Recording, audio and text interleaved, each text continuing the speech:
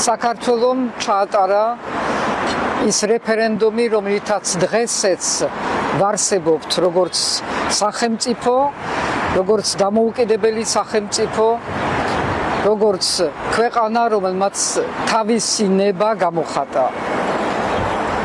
ამ დღის გმირი არის ერთის მხრივ მაშინდელი საქართველოს პრეზიდენტი ზვიად გამსახურდია, რომელმაც გაბედა ეს ნაბიჯი, გადაედგა და ქართული ხალხისთვის ეკითხა, თქვენი ნება რა არის?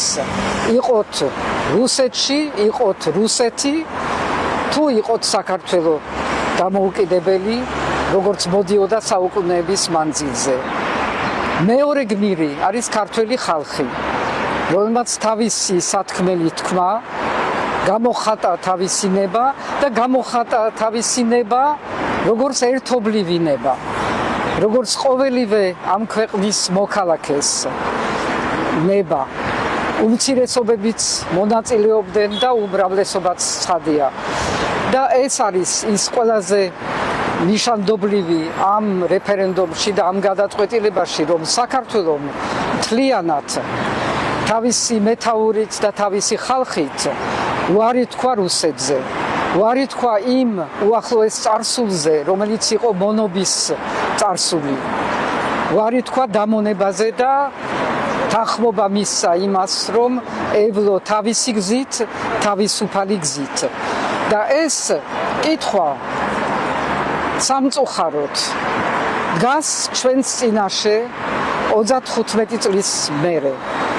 რაც არავინ ალბათ არ იფიქრებდა, ჩვენ არ ვიფიქრებდით იმას, რომ ხელახლა იქნებოდა დასმული და ასე ტრაგიკულად იქნებოდა დასმული ეს კითხვა.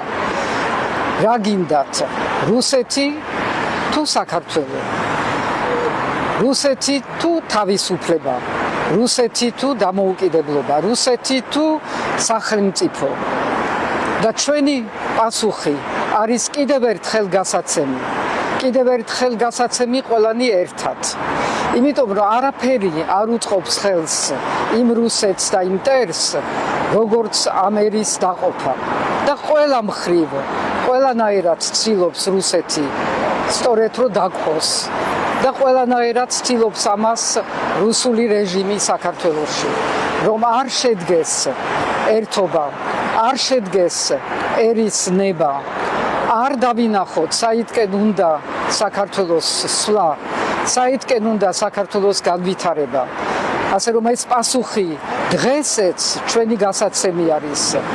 ამ პასუხს სცემენ უკვე ის ახალგაზრდები, რომელიც დღეს ციხეში არიან და ციხიდან გვეუბნებიან, რომ ჩვენი მომავალი არის ამ ერთობაში და ერთად გაცემულ პასუხში.